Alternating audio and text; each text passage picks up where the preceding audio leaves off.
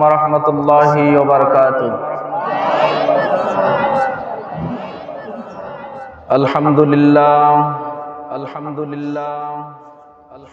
alhamdulillahilladzi ja'ala asy-syamsa wal qamara bihusban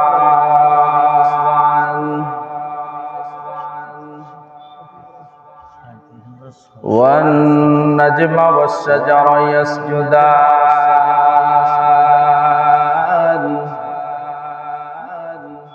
wa faddala zamanan ala zaman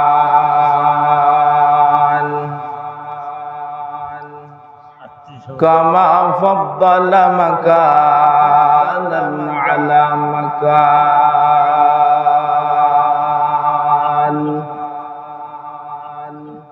wa insanan ala insan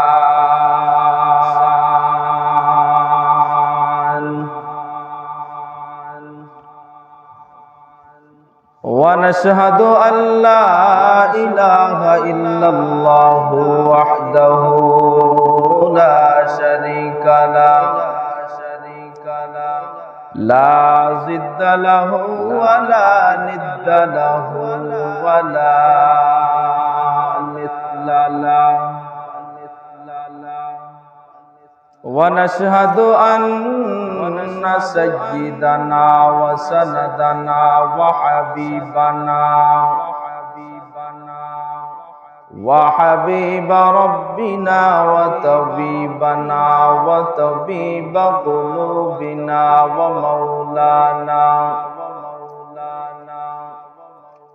maulana Muhammadan abduhu wa rasuluh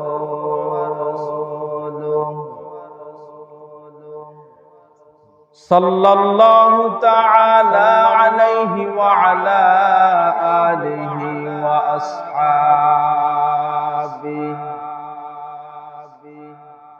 wa ashabihi wa baraka wa sallam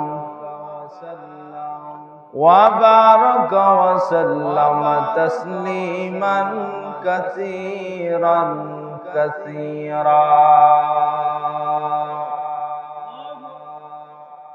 الذي أرسله الله تعالى بالحق بشيرا ونذيرا وداعيا إلى الله بإذنه وسراجا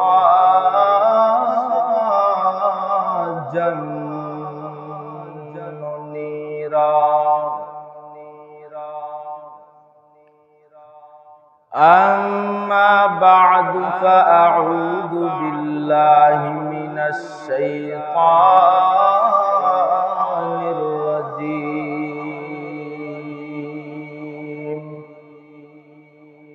بسم الله الرحمن الرحيم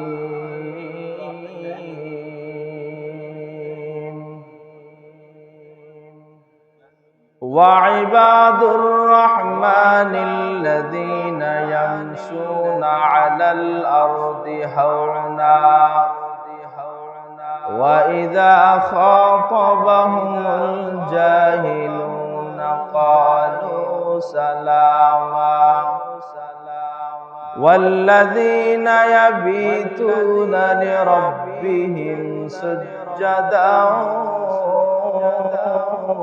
وقياما وقال رسول الله صلى الله عليه وعلى آله وسلم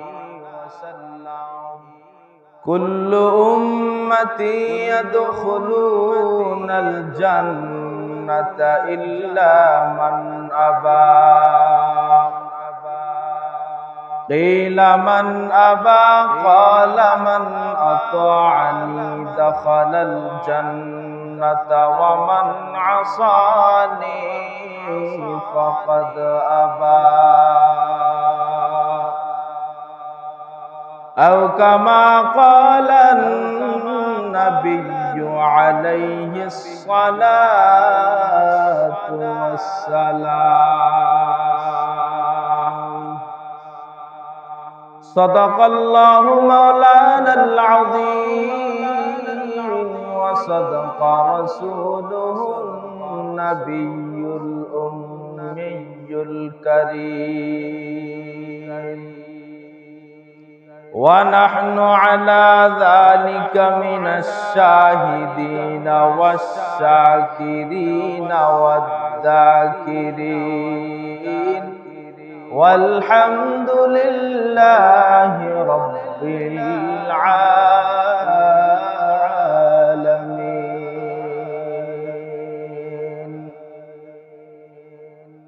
سبحانك لا علم لنا إلا ما علمتنا إنك أنت العليم الحكيم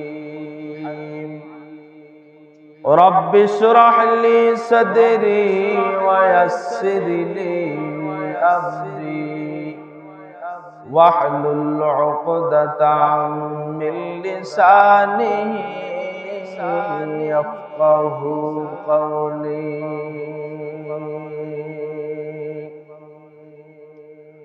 اللهم صل على روح محمد في الأرواح وعلى جسد محمد في الأجساد وعلى قلب محمد في القلوب وعلى قبر محمد في القبور دوست گوید من چنید جدی دام لب گوید من چنی بیستام چشم گوید چیدم غم زحرام گوش گوید چیدم سمر الکلام بذکرش هرچه بینی در خروش است ولدانا تری معنا که گوش است نه بلبل بر گلش تسبیح خوانست که هر خاره به تسبیح است زبانست لا اله جر لا اله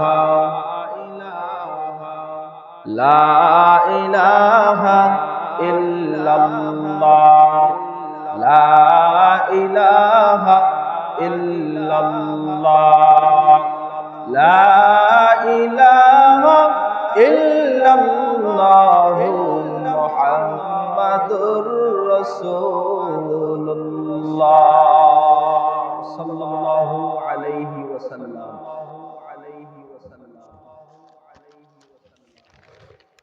আলহামদুলিল্লাহ কালুরপাড়া মহিউস সুন্নাহ নুরানি ও হাফিজিয়া মাদ্রাসা উন্নয়ন কল্পে 13তম বার্ষিকী বিরাট ওয়াজ মাহফিল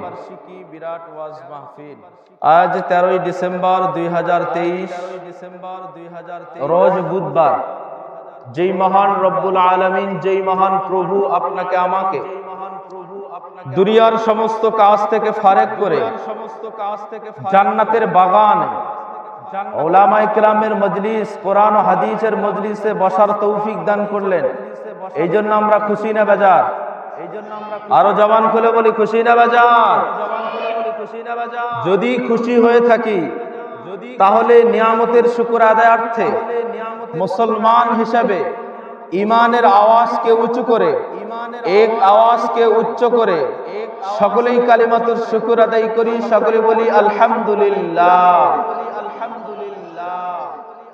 আলহামদুলিল্লাহর আওয়াজ হয়নি আরো উচ্চ আওয়াজে বলতে হবে আলহামদুলিল্লাহ। দরুদ ও সালাম বর্ষিত হোক সাইয়্যিদুল মুরসালিন, ইমামুল মুরসালিন, সাইয়্যিদুস সাকালাইন, রাসূল আকরাম, রহমতে আলম, নবীল আরব আল আজম, হাবিবে কিবরিয়া, আশরাফুল আম্বিয়া, সাইয়্যিদুল আম্বিয়া, আশরাফুল মখলুকাত, সাইয়্যিদুল মখলুকাত, আকায়ে নামদার, মদিনা কা তাজদার, আফতাবে নবুয়ত, ফখরে মওজুদাত, হযরত মুহাম্মদুর রাসূলুল্লাহ। সকলে জবান খুলে বলি সাল্লাল্লাহু আলাইহি ওয়া আলা আলিহি ওয়া সাল্লাম। আমি আপনাদের সামনে কোরআনে কারীমের মধ্য থেকে একটি আয়াতে কারিমা তেলাওয়াত করেছি। উক্ত আয়াত ও হাদিসের উপরে বিশ্বনবী মুহাম্মদুর রাসূলুল্লাহ সাল্লাল্লাহু আলাইহি ওয়া আলা আলিহি ওয়া সাল্লামের অসংখ্য হাদিস শরীফ থেকে একটি হাদিস পড়েছি। উক্ত আয়াত ও হাদিসের উপরে মহান রব্বুল আলামিন সর্বপ্রথম আমাকে আমল করার তৌফিক দান করুক এবং আপনাদেরকে শুনবার তৌফিক দান করুক। সকলে বলি আমিন। সেই মাগরিবের পর থেকে অনেক ওলামায়ে কেরামগণ আপনাদের সামনে গুরুত্বপূর্ণ তাকরীর পেশ করেছেন। সর্বশেষ আমার আগ মুহূর্তে যিনি আলোচনা করেছেন আমার শ্রদ্ধেয় ব্যক্তিত্ব হযরত মাওলানা আব্দুর রাজ্জাক হেলালি সাহেব। আমি হুজুরের সাথে অনেক প্রোগ্রাম করেছি। হুজুরের আলোচনা খুব বিচক্ষণ আলোচনা, হুজুরের আলোচনা খুব জ্ঞান গর্ভ আলোচনা। কারণ হুজুর আমার অনেক আগ থেকে এই ময়দানে কাজ করে, এই জন্য ওনার থেকে আমি জুনিয়র। উনি যে আলোচনাগুলো করেছেন এগুলো আপনাদেরকে আমল করতে হবে, এটার উপরে আমাকেও আমল করতে হবে। যদি আমি মানুষের বক্তার আলোচনার উপরে যদি আমল না করি তাহলে সারা রাতও যদি সে বক্তা আলোচনা করে এই আলোচনার দাম থাকবে? কথা বলি, দাম থাকবে? এই জন্য যেই আলোচনা করুক, সে যত মাপেরই বক্তা হোক, সে যত কোনো ব্যক্তিত্ব হোক না কেন, যদি আমলের নিয়তে বক্তা সাহেব যদি না বলে আর শ্রোতাগণ যদি আমলের নিয়তে না শোনে তাহলে কিয়ামত পর্যন্ত এই আলোচনা যদি জারি থেকে যায় একটি সময়ও আপনার আমার কিয়ামতের ময়দানে কাজে আসবে না। এই জন্য যতটুকু আলোচনা হবে ইখলাসের নিয়তে, আমলের নিয়তে আমরা শুনবো তো ইনশাআল্লাহ। শেষ পর্যন্ত কারা কারা থাকবো একটু হাত তুলিয়ে দেখাই। আল্লাহ পাক আমাদেরকে শেষ পর্যন্ত আলোচনা শোনার তৌফিক দান করুন। সকলে বলি আমিন। আমি আপনাদের সামনে যে আয়াতে কারিমা তেলাওয়াত করেছি উক্ত আয়াতের মধ্যে আল্লাহ পাক রব্বুল আলামিন মুমিনের বৈশিষ্ট্য গুণকে উল্লেখ করেছেন যে একজন মুমিন তার কতটুকু গুণ থাকলে সে আসলে প্রকৃত মুমিন হতে পারবে, একজন মুমিনের জন্য কতটুকু আমল করলে সে আল্লাহ পাকের নৈকট্য লাভ করতে পারবে। এই আয়াত সম্পর্কে আল্লাহ পাক এই মুমিনের সম্পর্কে এই আয়াতে কারিমার মধ্যে আল্লাহ তাআলা আলোচনা করেছেন যে হে দুনিয়ার লোক সকল, আমি আল্লাহ পাকের কাছে তোমরা যদি নৈকট্য লাভ করতে চাও, আমি আল্লাহ পাকের কাছে যদি তোমরা প্রিয় ব্যক্তিত্ব হতে চাও, আমি আল্লাহ পাকের কাছে যদি তোমরা ভালো মুমিন হতে চাও, তাহলে তোমাদের মধ্যে এই গুণগুলা যদি পাওয়া যায় তাহলেই তোমরা সফল কাম। জোরে বলি সুবহানাল্লাহ। এই গুণগুলো আমাদের মধ্যে ঢুকাবো তো ইনশাআল্লাহ। আল্লাহ পাক আমাদেরকে এই গুণগুলো ঢোকার তৌফিক দান করুক। সকলে বলি আমিন। আল্লাহ পাক বলেছেন ওয়া ইবাদুর রহমানিল্লাযীনা ইয়ামশুনা আলাল আরদি হাওনা। প্রথম আয়াতের মধ্যে আল্লাহ পাক বলেছেন যারা আল্লাহ পাকের নৈকট্য লাভ করবে, যারা আল্লাহ পাকের খাঁটি বান্দা হতে পারবে, যারা আল্লাহ পাকের প্রিয় বান্দা হতে পারবে, এই সমস্ত বান্দারা জমিনের মধ্যে বিনয়ের সাথে চলবে। কিসের সাথে চলবে? যারা আল্লাহ পাকের প্রিয় ব্যক্তিত্ব হবে, যারা আল্লাহ পাকের নৈকট্য লাভ করতে পারবে, যারা আল্লাহ পাক রব্বুল আলামিনকে পাইতে পারবে, যারা আল্লাহ পাককে তার হুকুমের মধ্যে আনতে পারবে, এরাই হলো সফল কাম আর এরাই হলো মুমিন। আর এই সমস্ত ব্যক্তিদের কাজ হবে দুনিয়ার মধ্যে সহজ সহল ভাবে তারা দুনিয়ার মধ্যে বিনয়ের সাথে চলে। সুবহানাল্লাহ। তাহলে যাদেরকে দেখবেন যে তারা বিনয়ের সহিত চলে, কারোর সাথে কোনো ঝগড়া বিবাদ করে না, কাউকে গালি দেয় না, কারোর সাথে কোনো তর্ক বিতর্ক করে না। তারা সদা সর্বদা জমিনের উপরে নিজেকে ছোট মনে করে, নিজেকে ছোট ভেবে তারা সদা সর্বদাই জমিনের উপর চলতে থাকে। এরাই হলো সফল কাম, আর এরাই হলো আল্লাহ পাকের প্রিয় ব্যক্তি, এরাই হলো আল্লাহ পাকের প্রিয় বান্দার হবে অন্তর্ভুক্ত। وعباد الرحمن الذين يمشون على الأرض هونا وإذا خاطبهم الجاهلون قالوا سلاما। আল্লাহ তাআলা বলেন, হে দুনিয়ার উম্মতের দল, তোমরা জানায় রাখো আমি আল্লাহ তাআলা তোমাদেরকে একটা কোরআনে কারীম আমি আল্লাহ তাআলা তোমাদেরকে দান করলাম। আমি আল্লাহ তাআলা এই কোরআনে কারীমকে তোমার পূর্ববর্তী নবীর উপর আমি দান করতে চেয়েছিলাম। এই কোরআনে কারীমকে আমি আল্লাহ তাআলা তোমাদের পূর্ববর্তী উম্মতদেরকেও দান করতে চেয়েছিলাম, কিন্তু যখন নবীর উপর দান করলাম সেই নবী এই কোরআনের ভর সহ্য করতে পারে না। যেই নবীকে আমি আল্লাহ এই কোরআনে কারীমকে দান করলাম সেই নবী আমার কাছে দরখাস্ত করে যায়, আল্লাহ আমি কোরআনে কারীমকে সহ্য করতে পারবো না। তোমার যেই উম্মতদেরকে আমি আল্লাহ তাআলা যেই কোরআন দান করলাম তারাও সহ্য করতে পারে না। আমি আল্লাহ তাআলা পাহাড়ের উপর নাযিল করলাম, এই পাহাড়ের কোরআনকে সহ্য করতে পারে না। একজন মানুষ সহ্য করতে পারে না, একজন নবী পর্যন্ত সহ্য করতে পারে না। একজন উম্মতের উপর নাযিল করলাম, এই উম্মতের উপর সহ্য করতে পারে না। আমি আল্লাহ তাআলা তোমার মতো একজন নবীর উপর যখন দান করলাম, তোমার মতো একজন নবীর উপর যখন আমি আল্লাহ এই কোরআনকে নাযিল করলাম, আমি আল্লাহ তাআলা তোমার নবীর উপর দান করা মাত্রই তোমার নবী এই কোরআনে কারীমকে মেনে নিয়েছে। এই কালামে জিন্দা কোরআনে হাকীম হিকমতে উলায়া জানাসতা কাদিম জামিউল ইলম ফিল কোরআনে হাকীম তাকাসারাত আনহু আফহামুর রিজালি। তোমার আগের উম্মতের উপর কোরআন দান করলাম, তারা কেউ নিতে চায় না। তোমাদের আগে নবীদেরকে দিতে চাইলাম, তারা ওই কোরআনে কারীমকে তারা কেউ নিতে চায় না। আমি আল্লাহ যখন পাহাড়ের উপর নাযিল করলাম সেই পাহাড় চূর্ণ বিচূর্ণ হয়ে গেল। তাহলে আল্লাহ যেই কোরআন আপনার আমার নবীর উপর নাযিল করলেন, আপনার আমার উপর যেই আল্লাহ কোরআন নাযিল করলেন, এটা এমন একটি দামি কিতাব, এটা এমন একটা দামি বই, এটা এমন একটা দামি পথ প্রদর্শক।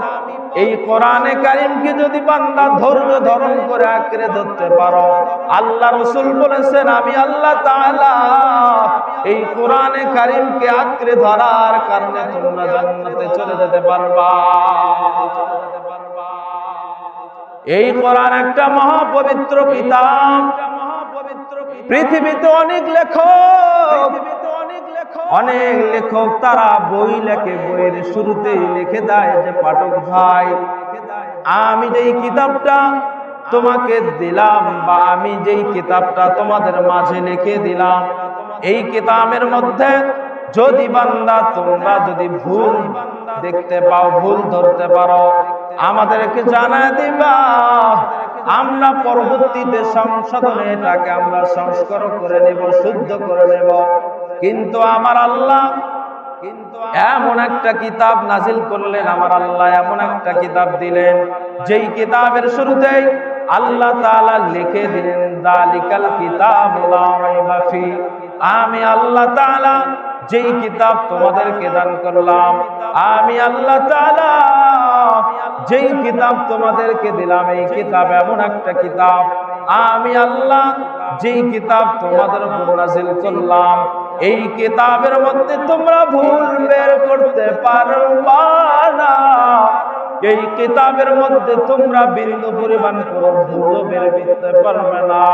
কারণ দুনিয়াতে যারা এই কিতাবের ভুল বের করার জন্য যারা আসছে, দুনিয়াতে যারা এই কোরআনকে যারা রিসার্চ করার জন্য আসছে, দুনিয়াতে যারা মনে করেছিল আমি আল্লাহর কিতাবের মধ্যে ভুল বের করব, এই সমস্ত ব্যক্তিরা এই কিতাবে কাজ করার জন্য যারা সামনে অগ্রসর হয়েছে, আল্লাহ তাআলা তাদের অন্তরের মধ্যে এমন এক মহাব্বত, এমন এক ভালোবাসা ঢুকা দিছে, যেই ভালোবাসার কারণে তারা কালিমা পড়ে মুসলমান হয়েছে। জোরে লা ইলাহা লা ইলাহা লা ইলাহা লা ইলাহা ইল্লাল্লাহ মুহাম্মাদুর রাসূলুল্লাহ। এটা হলো সেই কিতাব, যেই কিতাব আপনার আমার পূর্ববর্তী উম্মতদেরকে আল্লাহ দিতে চেয়েছিলেন, যেই কিতাব আরো আগের নবীদেরকে আল্লাহ দিয়েছিলেন। তারা কেউ এই কিতাবকে গ্রহণ করার জন্য রাজি হয় নাই, কারণ এই কিতাবের দাম, এই কিতাবের মান, এই কিতাবের মর্যাদা আল্লাহ পাক রব্বুল আলামিন এত দিয়েছেন যে তারা সহ্য করতে পারবে না। পাহাড়কে দিয়েছেন, পাহাড় চূর্ণ বিচূর্ণ হয়ে গেছে, কিন্তু আপনার আমার নবী, আপনার আমার পয়গম্বর, যাকে আল্লাহ পাক রব্বুল আলামিন সমস্ত নবীদের সরদার আর সমস্ত নবীদের হেড, সমস্ত নবীদের একজন প্রতিনিধি হিসেবে যে পাঠিয়েছেন, তার উপর আল্লাহ পাক রব্বুল আলামিন এই কোরআনকে নাজিল করলেন। আর রাসূল এই কোরআনকে নাজিল করার পর রাসূল এই কোরআনকে গ্রহণ করে আপনার আমার মাঝে তার উম্মতদের মধ্যে যখন এই কোরআনের বর্ণনা, তার উম্মতদের মধ্যে এই কোরআনের আলোচনা যখন তিনি করে দিলেন, প্রত্যেকটা উম্মত, প্রত্যেকটা মানুষ রাসূলের এই কোরআনের দাওয়াতকে দেখে, রাসূলের কোরআনের এই দাওয়াতকে শুনে তারা একে একে মুসলমান হতে লাগলো, একে একে মুসলমান হতে লাগলো। কিন্তু আপনি আমি কেমন নবীর উম্মত, কিন্তু আপনি আমি কেমন নবীর উম্মত, যেই নবী এই কিতাবের আলোচনা করেছেন, যেই নবী এই কিতাবের আলোচনা মানুষের মাঝে দিয়েছেন, আমরা হতভাগা মুসলমান। আমরা এই নবীর উম্মত হওয়ার পরেও আমরা আল্লাহ রাসূলের দাওয়াতকে গ্রহণ করলাম না। এই মুসলমান হওয়া অবস্থায় বান্দা আমি আল্লাহ তাআলার নৈকট্য লাভ করতে পারলাম না। এই জন্য আমার আল্লাহ ডাকদা বলে, বান্দা আমি আল্লাহ তাআলা তোমাদের জন্য কয়েকটা বৈশিষ্ট্য কোরআনের মধ্যে দিয়ে দিলাম। এই বৈশিষ্ট্যগুলা যদি বান্দা এক এক করে তোমাদের মধ্যে প্রবেশ করতে পারো, এই বৈশিষ্ট্যগুলা বান্দা যদি তোমরা তোমাদের মধ্যে লালন পালন করতে পারো, তাহলে আমি আল্লাহ ঘোষণা দিয়ে দেই, তোমাদেরকে কেউ পথ ভ্রষ্ট করতে পারবে না, তোমরা সরাসরি জান্নাতের মধ্যে চলে যাবা। ওয়াইবাদুর রহমানিল্লাযীনা ইয়ামশুনা আলাল আরদি হাওনা। আল্লাহ তাআলা বলেন, আমি আল্লাহ তোমাদের যেই বৈশিষ্ট্যটা আমি আল্লাহ যে কোরআনের মধ্যে ঢোকা দিলাম, প্রথম নম্বর বৈশিষ্ট্য হলো যে আমি আল্লাহ তাআলা তোমাদেরকে, তুমি যদি বান্দা আমি আল্লাহ তাআলার নিকটবর্তী হতে চাও, যদি একজন মুমিন হতে চাও, তাহলে বান্দা দুনিয়াতে তোমাকে বিনয়ের সাথে চলতে হবে। দুনিয়াতে তোমাকে বিনয়ের সাথে চলতে হবে, মানুষের সাথে ঝগড়া করা যাবে না, মানুষকে গালি দিতে পারবা না, মানুষকে অন্যায় ভাবে মানুষের কাজ করতে পারবা না, একজনের মালকে অন্যায় ভাবে খাইতে পারবা না, অন্যায় ভাবে মানুষকে গালিগালাজ করতে পারবা না। এই একটা শর্ত যদি তোমার মধ্যে ঢুকাইতে চাও, তাহলে বান্দা তুমি আল্লাহ তাআলার কাছে একজন খাঁটি মুমিন হতে পারবা। এই জন্য মুমিন হবে সদা সর্বদাই বিনয়ের সাথে চলবে। কিসের সাথে চলবে? একজন মুমিন বিনয়ের সাথে চলবে, এই মুমিন বান্দা বিনয়ের সাথে চলতে পারলে সে সফল কাম। আল্লাহ তাআলা অপর আয়াতের মধ্যে বলেন, ওয়া ইবাদুর রহমানিল্লাযীনা ইয়ামশুনা আলাল আরদি হাওনা ওয়া ইযা খাতাবাহুমুল জাহিলুনা ক্বালু সালামা। মুমিনের দ্বিতীয় নম্বর বৈশিষ্ট্যের গুণ আল্লাহ তাআলা আলোচনা করেছেন। আমার আল্লাহ তাআলা বলেন, যদি তুমি একজন মুমিন, একজন খাঁটি আল্লাহওয়ালা হতে চাও, তাহলে দ্বিতীয় নম্বর বৈশিষ্ট্য গুণ হবে মুমিন বান্দাকে যখন করো মূর্খ, যখন করো জাহেল, যখন কোন মূর্খ ব্যক্তি মুমিনকে গালি দিবে, ওই মুমিনের কাজ হবে ওই মূর্খ ব্যক্তিকে সালাম দিয়ে সেই জায়গা এড়িয়ে চলবে। একজন মূর্খের সাথে কখনো তর্ক বিতর্ক করবে না। একজন সাধারণ মূর্খ, সে যাই বলুক তার কথার উত্তর না দিয়ে সরাসরি সালাম দিয়ে সামনের দিকে অগ্রসর হবে। কিন্তু আজকে আমি কেমন মুসলমান, একজন ব্যক্তি যদি আমাকে গালি দেয়, আমি চাই যে তাকে গালিটা কবে শুধরায় দেব। একজন ব্যক্তি যদি আমাকে একটা লাঠি দিয়ে মারে, তাহলে আমি চাইবো কোন দিন ওই ব্যক্তিকে আমার এই লাঠির প্রতিশোধ দিতে পারবো। এমন আছে না নাই? আপনাদের এলাকায় নাই নাকি? আমার এলাকায় ঠিকই আছে, আমার এলাকায় ঠিকই আছে। একজন মুমিন বান্দার কাজ হবে, যেই মুমিন বান্দা কাউকে গালিগালাজ করবে না, সদা সর্বদা সামনের দিকে চলবে। ওয়াইদা খাতাবাহুমুল জাহিলুনা ক্বালু সালামা। একজন মুমিন বান্দা, একজন সফলকাল মুমিন বান্দাকে যখন কেউ গালিগালাজ করবে, ওই মুমিন বান্দার কাজ হবে তাকে গালিগালাজ না করিয়া সামনের দিকে বান্দা চলবে, সামনের দিকে বান্দা যাবে। একজন মুমিনের কাজ যদি এইটা করতে পারে, আমার আল্লাহ কোরআনের মধ্যে জানায়া দেয়, ওই বান্দা মৃত্যুবরণ করার সঙ্গে সঙ্গে জান্নাতের লিবাস পরায়া তাকে জান্নাতে পাঠায়া দিবে। মুমিন হতে চান কি চান না? আর জোরে বলুন, চান কি চান না? আমরা সামনের দিকে একটু চাপায় আসি আর জিকির করি লা ইলাহা। ভিতরে ফাঁকা রেখে বসা, এটা একটা মজমা, একটা অনুষ্ঠানের খেলাফ। এই জন্য চারজন ব্যক্তি থাকলেও সবাই একটু চেপে চেপে বসে আর জিকির করি লা ইলাহা আর লা ইলাহা।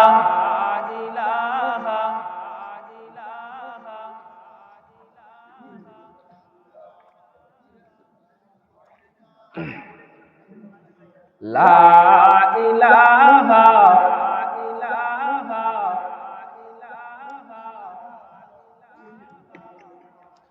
লা ইলাহা ইল্লাল্লাহু মুহাম্মাদুর রাসূলুল্লাহ।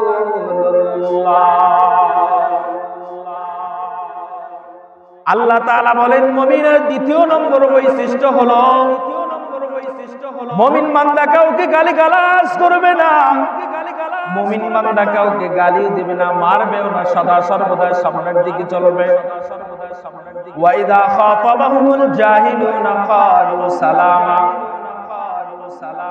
ওয়াল্লাযীনা ইয়াবিতুনা লিরাব্বিহিম সুজদান ওয়া কিয়ামা। আমার আল্লাহ তাআলা মুমিনের তৃতীয় নম্বর বৈশিষ্ট্যের কথা আল্লাহ তাআলা উল্লেখ করলেন, যে একজন বান্দা মুমিন হতে গেলে, একজন বান্দা সফল কামেল বান্দা হতে গেলে, ওই বান্দার কাজ হবে রাত্রি জাগরণ করে আমার আল্লাহ তাআলার পায়ে সিজদারত থাকবে। আজকে আমরা নফল ইবাদত করি না, আজকে আমরা ফরজ, এই ফরজ নামাজ বান্দা আপনি আমি পড়তে চাই না। আপনি আমি বান্দা আল্লাহ পাকের ইবাদত করার জন্য আপনার আমার মন চাই না। আপনি আমি আল্লাহ পাক যেইটা আদেশ করেছেন সেইটা করতে আপনার আমার মন চায় না। এখন বান্দা যদি তোমাকে বলি, বান্দা তুমি এই রাত্রি জাগরণ করে আল্লাহ পাকের ইবাদত করো, আল্লাহ পাককে ডাকো, তুমি তখন বলবা যে হুজুর আমি তো 5 ওয়াক্ত ফরজ নামাজ পড়ি না, আর রাত জেগে জেগে বলে ইবাদত করব। এরকম আছে না নাই? আর জোরে বলুন আছে না নাই? অনেক বান্দা আছে, তাদেরকে যদি বলা হয় ভাই কেন নামাজ পড়ো না, বলে হুজুর আমার সময় নাই। যখন সময় পাবো বান্দা আমি ওই সময় আমি নামাজ আদায় করে নেব। কিন্তু আমার আল্লাহ জানাইয়া দেয় আমি আল্লাহ তাআলা কাউকে দুনিয়াতে চিরস্থায়ী থাকার জন্য পাঠাই নাই। আমি আল্লাহ তাআলা কাউকে চিরস্থায়ী দুনিয়াতে পাঠাই নাই। আমি আল্লাহ যখন মালাকুল মউত তোমার নিকটে পাঠায়া দিব, ওই সময় বান্দা তোমার স্ত্রীও জানবে না তোমার নিঃশ্বাস শেষ হয়ে গেছে, ওই সময় তোমার সন্তান জানবে না তুমি দুনিয়া থেকে চির বিদায় নিয়ে চলে গেছো, ওই সময় তোমার মা বাবা কেউই জানবে না বান্দা তুমি দুনিয়া থেকে চির বিদায় নিয়ে চলে গেছো। এই জন্য আমার আল্লাহ যতক্ষণ পর্যন্ত আমার হায়াতকে রেখেছেন আমি আল্লাহ তাআলার নিয়মের উপর কদম অনুসরণ করে চলব। जिंदगी में बंदगी तू करना है, जिंदगी में बंदगी शर्मिंदा है, जिंदगी में बंदगी शर्मिंदा है। दुनिया में हो दुनिया का तलबगार ना हो, जरूर बोलो अल्लाहु अकबर। दुनिया में हो दुनिया का तलबगार ना हो, बाजार से गुजरे खरीदार ना हो, ये दुनिया एक मिसल कागज फूल है, ये दुनिया एक मिसल कागज फूल है, जिंदगी में बंदगी तू करना है, जिंदगी में बंदगी शर्मिंदा है, जिंदगी में बंदगी शर्मिंदा है। আল্লাহ তাআলা জানা দেয় এরে নবীর উম্মতের দল, এরে ফুলছড়ি থানার মুসলমান, আল্লাহ তাআলা মুমিনের তৃতীয় নম্বর বৈশিষ্ট্যের গুণ বর্ণনা করেছেন। একজন মুমিনের গুণ হবে মুমিন বান্দা আল্লাহ তাআলাকে সিজদারত অবস্থায় থাকবে, রাত্রি জাগরণ করে ইবাদত করবে, রাত্রি জাগরণ করে মাওলার কাছে দোয়া করবে। চতুর্থ নম্বর মুমিনের বৈশিষ্ট্যের গুণ আল্লাহ তাআলা বলেছেন ওয়াল্লাযীনা ইয়াবিতুনা লিরাব্বিহিম সুজদান ওয়া কিয়ামা ওয়াল্লাযীনা ইয়াকুলুনা রাব্বানা আসরিফ আন্না আযাবা জাহান্নাম ইন্না আযাবাহা কানা গারামা। একজন মুমিন বান্দা আল্লাহ তাআলার কাছে দোয়া করবে, হায় আল্লাহ আপনি আমাকে মাফ করিয়া দাও, আপনি আমার জিন্দেগীর সমস্ত গুনাহগুলোকে মাফ করে দেন আল্লাহ।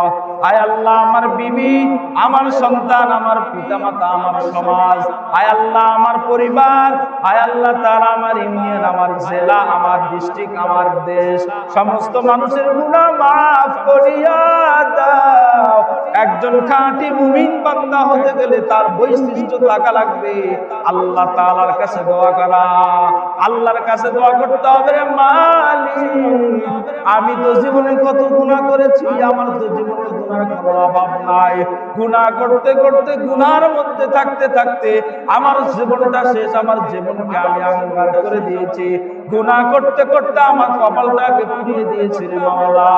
আমি এতই গুনাহ করেছি, যদি আমার গুনাহের কথা আমার মা জানতো তাহলে মা কখনো বলতো না যে তুই আমার সন্তান। যদি আমার গুনাহের কথা বাবা জানতো, ওই বাবা বলতো না যে তুমি আমার সন্তান, তুমি আমার ছেলে। যদি যদি আমাকে সন্তান গুনাহের কারণে, একটা মা যদি আমাকে সন্তান পরিচয় যদি না দিতে পারে, আমার বাবা যদি গুনাহের কারণে আমার বাবা যদি আমার বাবা পরিচয় না দিতে পারে, তাহলে আমার মাওলা কি পরিমাণ রহমান, আমার আল্লাহ কি পরিমাণ রহিম, বলে আমার আল্লাহ কি পরিমাণ রহমান, যে আমার আল্লাহ আমাকে ছোট্ট থেকে লালন পালন করে আজকে এতদিন পর্যন্ত বানাইছে। ওই মাওলার কাছ থেকে যদি গুনাহ যদি মাফ করতে না পারি, তাহলে বলুন ওই আমার আল্লাহ কেমনে আমাদেরকে বলবে তুমি আমার বান্দা। একজন মা গুনাহের কারণে সন্তান পরিচয় দিতে চায় না, একজন বাবা গুনাহের কারণে তার সন্তান পরিচয় দিতে চায় না। এরকম সন্তানের বাবা আছে না নাই? যদি কোনো সন্তান খারাপ কাজ করে তাহলে ওই বাবা বলে তুই আমার সন্তান না, তুই আমার বাড়ি থেকে চলে যা। একটা সন্তান যদি খারাপ কাজ করে তাহলে মা ডাক দেয় বলে তুমি আমার সন্তান না, তুমি বাড়ি থেকে চলে যাও। এরকম আছে না নাই? আর জোরে বলুন আছে না নাই? এরকম সন্তানের পিতা মাতা দুনিয়াতে অভাব নাই। একটা অপরাধের কারণে আমার আমার মা বাবা আমাকে বাবা পরিচয় দিতে চায় না। একজন মা একটা সন্তানের গুনাহের কারণে মা পরিচয় দিতে চায় না। কিন্তু আমার আল্লাহ কি পরিমাণ রহমান, আমার আল্লাহ কি পরিমাণ রহিম, বলে আমার আল্লাহর মতো দয়ালু আছে নাকি? আর জোরে বলুন আছে? এই যে আপনার মতো অনেক মা বাবা, আপনার মতো অনেক ব্যক্তি, তারা হাটে বাজারে গুনাহের কাজের মধ্যে লিপ্ত। কেউ দেখবেন চুরির কাজে লিপ্ত, কেউ দেখবেন জুয়ার আড্ডায় লিপ্ত, কেউ দেখবেন গান বাজনায় লিপ্ত। কিন্তু আমার আল্লাহ আপনাকে আমাকে চাইছে যে বান্দা ওই যাও কালুপাড়া মহিন সুন্নাহ মাদ্রাসায় আমার কোরআনের আলোচনা হইতেছে। আমার আল্লাহ আপনাকে আমাকে ধরাইয়া এই কালুপাড়া মহিন সুন্নাহ মাদ্রাসায় পাঠায় আসে। এই যে মাগরিব থেকে শেষ পর্যন্ত যে আলোচনা শুনবে, কিয়ামতের ময়দানে এই আলোচনা আল্লাহ তাআলার কাছে সাক্ষী দিবে, এই মাদ্রাসা সাক্ষী দিবে। এই সময়টা সাক্ষী দিবে, ডাক দা বলবে রে মালিক, কালুপাড়া মহিন সুন্নাহ মাদ্রাসায় ওই মাগরিবের সময় থেকে নিয়ে রাত 12টা পর্যন্ত অনেক বান্দারা তোমার কোরআনের আলোচনা শুনেছে, তোমার কোরআন দ্বীনের আলোচনা শুনেছে। আয় আল্লাহ, এদেরকে মাফ না করা পর্যন্ত আমি সময় কখনো ছাড়ব না। এই কোরআন সাক্ষী দিবে, হায় আল্লাহ আমাকে তেলাওয়াত করেছে, আমার কথা শুনেছে, এই বান্দাকে যতক্ষণ পর্যন্ত আপনি মাফ না করবা আমি কোরআন কখনো ছাড়ব না। हकीकत से तू दुनिया में खबर है, दुनिया की नुमाइश पर नजर है। नमी गोयाम के आज दुनिया जुदा बाश, बाहर कारे के बाशी बा खुदा बाश। चिस्ते दुनिया आज खुदा गाफिल बुदाम, मैं कमाशो नकरह फरजिंदजा। এই জন্য মুমিনের আলোচনা আল্লাহ তাআলা উল্লেখ করেছেন যে একজন মুমিনের বৈশিষ্ট্য হবে, মুমিন বান্দা আমার আল্লাহ তাআলার কাছে দোয়া করে নিজের গুনাহকে মাফ করে নেবে। মুমিন বান্দার ৫ম নম্বর বৈশিষ্ট্যের কথা আমার আল্লাহ আলোচনা করেছেন যে একজন মুমিন বান্দা হওয়ার জন্য মুমিন বান্দা শুধু নিজের জন্য আল্লাহ পাকের কাছে মাফ চাইবে না, নিজের পরিবার পরিজন আত্মীয় স্বজন পাড়া প্রতিবেশী সকলের গুনাহ মাফের জন্য আমার আল্লাহর কাছে আবদার করবে, আল্লাহর কাছে ফরিয়াদ করবে, হায় আল্লাহ আমার পরিবার পরিজনের উপর আপনি রহমত দান করুন, আমার পরিবার পরিজনের উপর দয়া আমার পরিবার পরিজনের উপর আপনি রহমত বর্ষিত করো। আল্লাহ তাআলা একদিন দেখতে দেখতে আপনার দোয়াকে কবুল করে আপনার পরিবার, আপনার সন্তানের সমস্ত গুনাহগুলোকে আল্লাহ মাফ করে দিবে। এই জীবনে না করিলাম বন্দেগী, গুনাহ করে কাটাইলাম জিন্দেগী। সবাই বলুন, গুনাহ করে কাটাইলাম জিন্দেগী। তওবা করে আবার তওবা ভাঙিলাম,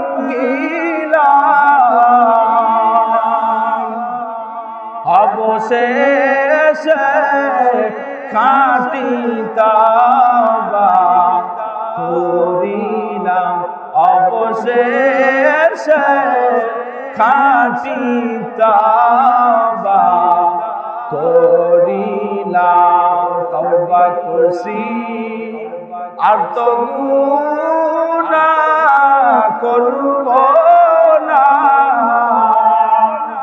মাফ করে দেন ও হে আমার রব্বানা, মাফ করে দেন ও হে আমার রব্বানা, মাফ করে দেন ও হে আমার রব্বানা।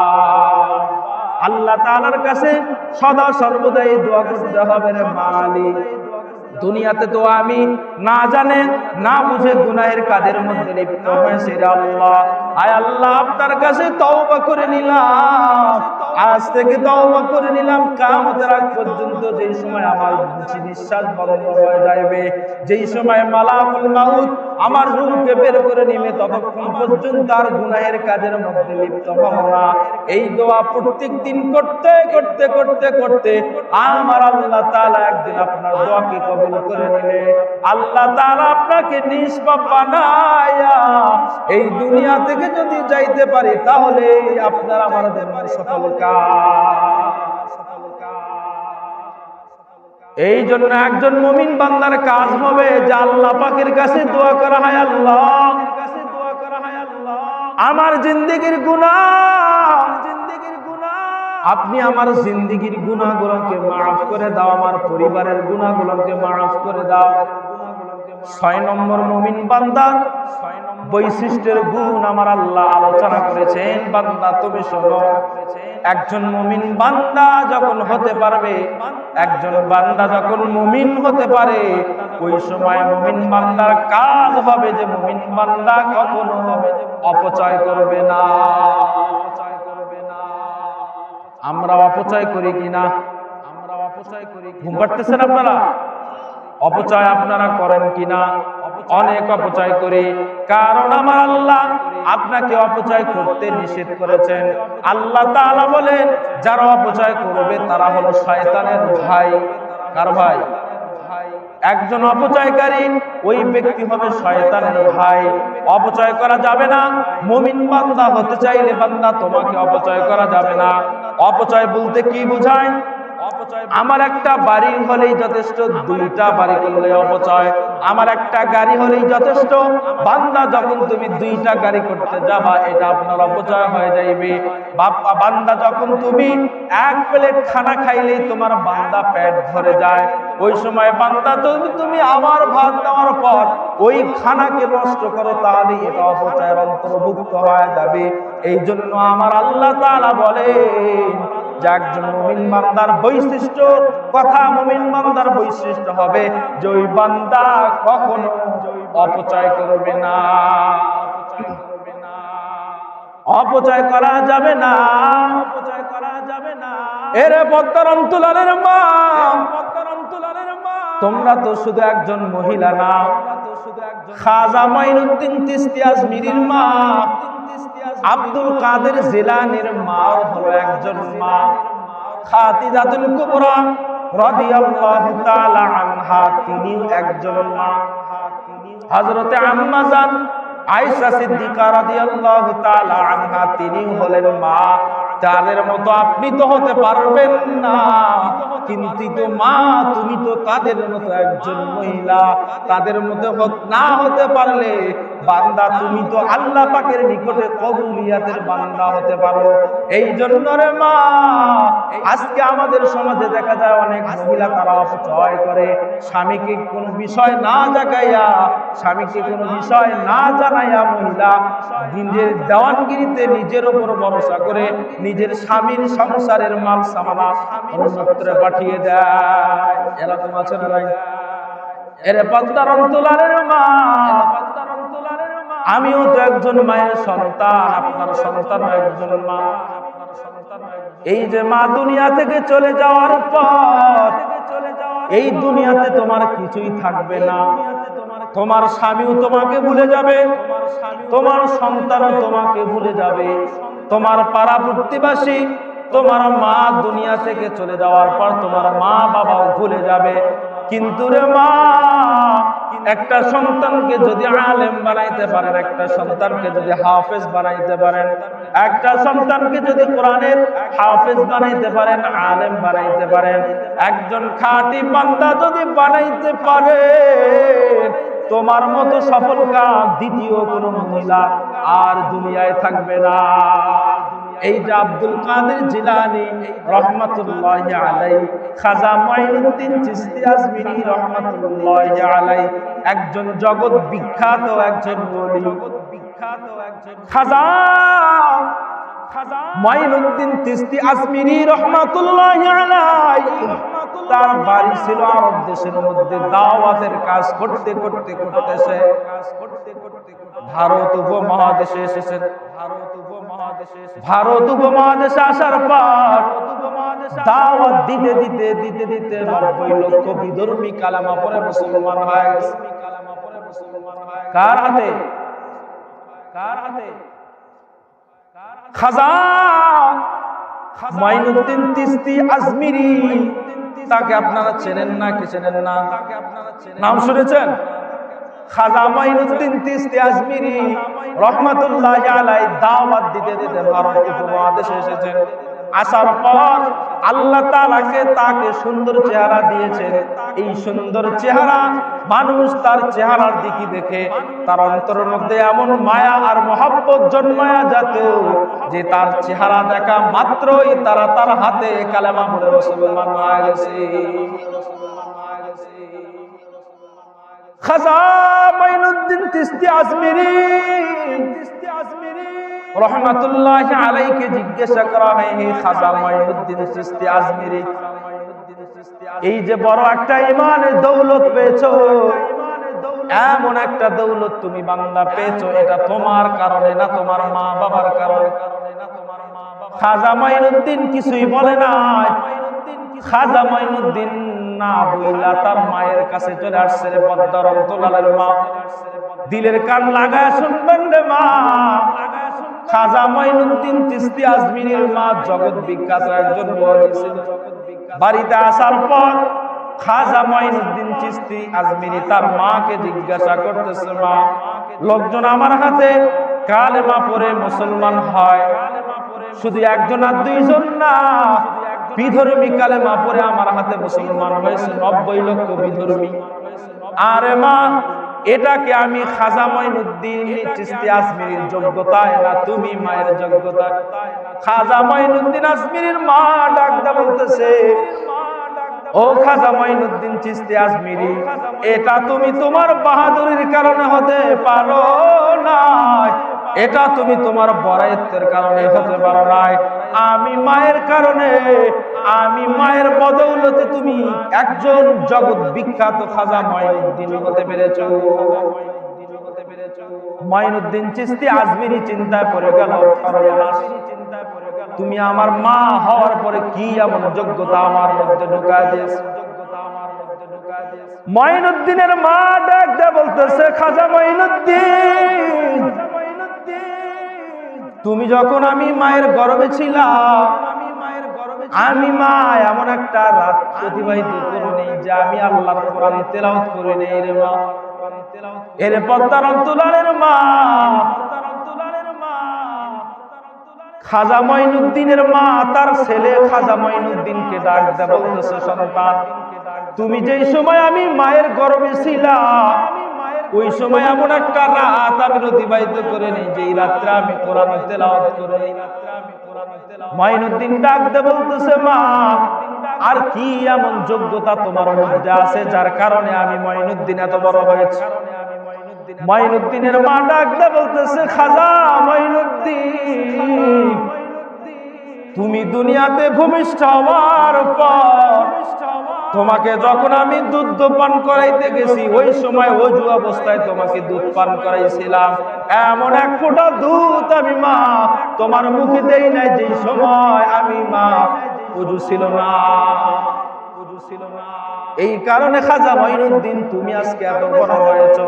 এর পর্দার অন্তরালের মা, আজকে মা তুমি তোমার সন্তানকে গর্ভে ধারণ করার পর তুমি মা টিভির চ্যানেলের মধ্যে এই যে ভারতের চ্যানেলগুলো বান্দা তুমি দেখো, তুমি মা তোমার গর্ভের মধ্যে সন্তানকে নিয়ে তুমি রাস্তাঘাটে বেপরদায় চলো, তুমি মা তোমার গর্ভে সন্তান নিয়ে তুমি বান্দা মানুষকে গালিগালাজ করো। খোদার কসম করে বলি বান্দা তুমি যদি তোমার সন্তানকে গর্ভের মধ্যে নিয়া বেপরদায় চলো, বান্দা তুমি যদি তোমার গর্ভের মধ্যে সন্তান নিয়া এই যে টিভির চ্যানেলগুলো দেখো, খোদার কসম করে বলি তোমার গর্ভে থেকে একজন ভালো ব্যক্তি আশা করা সম্ভব না। আপনার গর্ভে থেকে নায়ক সালমান শাহ জন্মগ্রহণ করবে, আপনার গর্ভে থেকে বাংলাদেশের সুপারস্টার সাকিব খান জন্মগ্রহণ করবে। এই জন্য আপনার পায়ে হাত রেখে বলি রে মা, সন্তান গর্ভে ধারণ করার পর বেপরদায় কখনো চলবা না, গালিগালাজ করবা না, মানুষকে অন্যায় ভাবে গালি দিবা না। এই জন্য নিজের গর্ভে সন্তান আনার পর বান্দা তুমি আল্লাহর কাছে দোয়া করে ডাক দেয়া বলবে, রে মালিক তুমি আমার এমন একটা সন্তান দান করো, তুমি আমার গর্ভে এমন একটা সন্তান দাও রে আল্লাহ, যেই সন্তানটা মানুষের মধ্যে দুনিয়াতে কোরআনের দাওয়াত দিয়ে দুনিয়ার মধ্যে চলাফেরা করবে, যেই সন্তানটা মানুষকে আল্লাহর দিকে ডাকবে, যেই সন্তানটা রাসূলের সুন্নতকে আঁকড়ে ধরবে। এই দোয়া করতে থাকো, একদিন আল্লাহ তোমার দোয়াকে কবুল করে নিয়ে তোমার এমন একটা সন্তান আল্লাহ তাক দিবে যেই সন্তান লক্ষ লক্ষ মানুষের মাঝে দাওয়াত দিয়ে যাবে। এই জন্য পদ্মার অন্তরালের মা, তুমি শুধু একজন মাই না রে মা, কারণ তুমি একজন মায়ের কাছে একটা সমাজ বড় ঋণ, তুমি মায়ের কাছে একটা পরিবার বড় ঋণ। কারণ একজন মা যদি একটা তার গর্ভ থেকে নেককার সন্তান জন্ম দিতে পারে, ওই নেককার সন্তানের কারণে আল্লাহ তাআলা তার পরিবারকে ভালো বানায় দিবে। তার একজন পরিবার যদি ভালো হয়ে যায়, একজন সমাজ, একটা সমাজকে ভালো করা সম্ভব কি সম্ভব না? আর জোরে কথা বলুন, সম্ভব কি সম্ভব না? একটা সমাজ যদি ভালো হয়ে যায় তাহলে একটা ইউনিয়নকে ভালো করা সম্ভব, একটা ইউনিয়ন যদি ভালো হয়ে যায় তাহলে একটা থানাকে ভালো করা সম্ভব, আর একটা থানা যদি ভালো হয়ে যায় তাহলে একটা জেলাকে ভালো করা সম্ভব, একটা দেশের জেলা যদি ভালো হয়ে যায় তাহলে একটা দেশকে ভালো করা সম্ভব। তাহলে একজন মায়ের কাছে একটা নেককার সন্তান বহুত বড় দামি একটা সম্পদ। দুনিয়াতে বান্দা, এই দুনিয়াতে একটা নেককার সন্তান জন্ম দিয়া মা তুমি যদি দুনিয়া থেকে চিরবিদায় নিয়ে চলে যাও, আল্লাহ রাসূল বলেছে একটা নেককার সন্তান যদি দুনিয়া রেখে কোনো মা কোনো বাবা এই দুনিয়া থেকে যদি কবরের বাড়িতে একবার যাইতে পারে তাহলে ওই নেককার সন্তানের যত আমল আছে ওই আমলের মধ্য থেকে তার মা বাবার আমলের মধ্যে আল্লাহ পাক পাঠায় দিবে। এই জন্য একটা নেককার সন্তান যদি বানাইতে চাও, নেককার সন্তান যদি বানাইতে চাও তাহলে এই কারুরপাড়া মুহিউস সুন্নাহ হাফিজিয়া মাদ্রাসায় ভর্তি করা লাগবে। মাদ্রাসার বিকল্প কোথাও নেককার সন্তান হওয়া সম্ভব না। তবে দ্বীনি শিক্ষা একজন বান্দার মধ্যে যদি থাকে, একটা দ্বীনি শিক্ষা একজন বান্দার মধ্যে যদি ঢুকাইতে চাও, এই মাদ্রাসার বিকল্প কোথাও নেই রে বাবা। আমি আপনাকে বলি না আপনার সন্তানকে আপনি মাদ্রাসায় পড়ে আলেম বানায়া দাও। আমি আপনাকে কখনোই বলবো না যে আপনার সন্তানকে মাদ্রাসায় পড়ে হাফেজ বানায়া দাও। আপনি আপনার সন্তানকে স্কুলে পড়ান, আপনাকে কোনো বাধা দেব না। কারণ একজন নেককার মাস্টারের দরকার আছে না নাই? আর জোরে বলুন না, আছে না নাই? তুমি ইঞ্জিনিয়ার বানাও, একজন নেককার ইঞ্জিনিয়ারের দরকার আছে। তুমি একজন রাষ্ট্রবিজ্ঞান, একজন রাষ্ট্রনায়ক বানাও, এটা নেককার বান্দার দরকার আছে। এই জন্য বান্দারে মা, এই জন্য মাকে ডাক দে, বলি রে মা তোমার সন্তানকে মাদ্রাসায় ভর্তি করায় দাও। মাদ্রাসায় ভর্তি করানোর পর ওই সন্তানের মধ্যে যদি কোরআনের ইলম প্রবেশ করে যায়, ওই সন্তানের মধ্যে যদি আল্লাহ রাসূলের হাদিস প্রবেশ করে যায়, ওই সন্তান যত বড় ডাক্তার, ইঞ্জিনিয়ার, প্রফেসর হও না কেন, ওই সন্তান কখনো ঘুষের টেবিলে কখনো বসবে না। এই জন্য দ্বীনি ইলম শিক্ষার অভাব। আজকে মানুষকে বলি যে ভাই তুমি ঘুষ খাও কেন, তুমি মানুষের কাছ থেকে টাকা নাও কেন, এই কথা এখন বললে হবে না। কারণ ওই ব্যক্তির মধ্যে যদি কোরআনের ইলম থাকতো, হাদিসের ইলম থাকতো, তাহলে আল্লাহ তাআলাকে স্মরণ করত। আর এই ইলমের দিকে স্মরণ করে তাহলে সে চিন্তা করত একজন ঘুষখোর বান্দাকে আল্লাহ তাআলা দুনিয়াতেও লাঞ্ছনা করেন, আমার আল্লাহ তাআলা আখিরাতের ময়দানে লাঞ্ছনা করে। আজকে কোরআনের ইলম নাই, হাদিসের ইলম নাই, যার কারণে বান্দা ঘুষের টেবিলে বসে, যার কারণে বান্দা ঘুষ খায়, যার কারণে বান্দা মানুষকে গালি দেয়। এই জন্য আপনাদের পায়ে হাত দিয়ে বলবো, আপনার সন্তানকে যদি একজন আলেম বানাইতে চান, আপনার সন্তানকে যদি একজন হাফেজ বানাইতে চান, আপনার সন্তানকে একজন যদি কোরআনের আলেম বানাইতে চাও, এই কালুরপাড়া মহিউসুন্নাহ হাফিজিয়া মাদ্রাসার বিকল্প আর কোথাও যাবে না। এই জন্য আপনাদেরকে বলবো, একজন পরিবারের গার্জিয়ান, একজন বাবার কথা অনুযায়ী একটা পরিবার চলে। এই জন্য একটা বাবার সর্বপ্রথম কাজ হবে তার সন্তানকে জন্ম দেওয়ার পর, তার সন্তান দুনিয়াতে আসার পর একজন মাদ্রাসায় বানায়া হাফেজ বানায়া দিবে। এই সন্তান যেই দিন আল্লাহ তাআলার কাছে ডাক দেয়া বলবে রব্বির হামহুমা কামা রাব্বায়ানি সগীরা, আয় আল্লাহ ও দয়ার মালিক, আমার মা বাবা আমাকে ছোটবেলায় যেরকম লালন পালন করে বড় বানাইছে, আমার মা বাবা আমাকে ছোটবেলায় যেরকম লালন পালন করে এত বড় বানাইছে, আমি ছোটবেলায় মাকে কখনো বলতে পারি নাই যে মা আমাকে খানা দাও, আমাকে ক্ষুধা লাগছে, ক্ষুধা কখনো বলতে পারে নাই। আমার মা আমার কান্না দেখে আমার মা বুঝে ফেলেছে যে আমার সন্তান ক্ষুধার্ত হয়ে গেছে। মা আমার কান্না দেখে, আমার চিল্লাচিল্লি দেখে একজন মা বুঝতে পারে যে আমার সন্তান ক্ষুধার্ত। আর আমার আল্লাহ তাআলা একজন মায়ের মধ্যে যেই মর্যাদা দিয়েছে, ওই মা ছোট্টবেলায় থেকে একটা সন্তানকে যেই পরিবেশে গড়ে তুলবে, বড় হলে ওই সন্তান সেই পরিবেশে উঠবে। এই জন্য একটা সন্তান, এই জন্য একটা সন্তানকে আলেম বানাইতে হলে, হাফেজ বানাইতে হলে মাদ্রাসায় দিবেননি? কথা বলি না কেন? ইনশাআল্লাহ বলা যাবে না যে আল্লাহ দেব। কারণ একজন সন্তান আলেম হতে পারলে, হাফেজ হতে পারলে শুধু আপনার এই লাভ হবে না, আপনার এই কালুরপাড়া মহিউসুন্নাহ মাদ্রাসার সমস্ত এলাকাবাসীর লাভ। আল্লাহ তাআলা জানায়া দেয়, একজন যখন কোরআনের হাফেজ, আমি আল্লাহ তাআলার কাছে দোয়া করে, এই দোয়াকে আমি আল্লাহ কখনো ফেরত দেই না। এই দোয়া কবুল করে আমি আল্লাহ তাআলা এই এলাকার সমস্ত মানুষগুলোর গুনাহ মাফ করে দেই। এই যে মাদ্রাসাগুলো, এই মাদ্রাসা হলো, এটা এমন একটা প্রতিষ্ঠান এই প্রতিষ্ঠানে না যাওয়া পর্যন্ত এর মহব্বত আপনার আমার মধ্যে প্রবেশ করবে না। এটা এমন একটা প্রতিষ্ঠান, এটা এমন একটা জায়গা, এটা এমন একটা স্থান। আপনার আশেপাশে যদি কোনো মাদ্রাসা হয়ে থাকে, আপনার আশেপাশে যদি কোনো মাদ্রাসা থেকে, তাহলে ওই মাদ্রাসায় রাত 3টার সময় যা দেখবেন কি হাল। এই যে কনকনা শীতের মধ্যে, এই কনকনা শীতের মধ্যে তুমি আমি ল্যাব ব্যবহার করি না, করি কি করি না? এই শীতের মধ্যে, এই শীত থেকে বাঁচার জন্য বান্দা তুমি আমি কত কম্বল, কত পোশাক, কত জ্যাকেট, বিভিন্ন আসবাবপত্র বান্দা তুমি আমি ব্যবহার করি, যাতে করে আমার শরীরের মধ্যে ঠান্ডা না লাগে।